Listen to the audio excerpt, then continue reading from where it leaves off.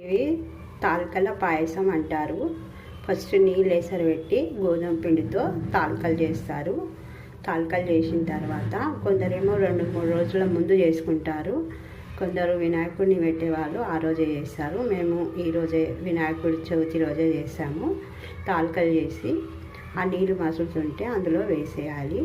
అవి ఉడికిన తర్వాత దానికి సరిపడా బెల్లం వేయాలి, బెల్లం తురుము. ఆ తర్వాత కొంచెం నెయ్యి వేసుకోవాలి. నెయ్యి వేసుకొని ఆ తర్వాత పలుకులు నెయ్యిలో కొంచెం వేయించి పైనుంచి పలుకులు కొంచెము ఇలాచీ పౌడర్ వేసుకోవాలి. సూపర్ టేస్టీగా ఉంటుంది. ఇది కంపల్సరీ చవితికి చేస్తారు. దీన్ని మన తెలంగాణలో పాశం అంటారు. ఇక కొందరు బాగా చదువుకున్న వాళ్ళు పాయసం అంటారు. ఇది కంపల్సరీ వినాయకుడికి ఎక్కుతుంది నైవేద్యము. చూస్తున్నారు కదా.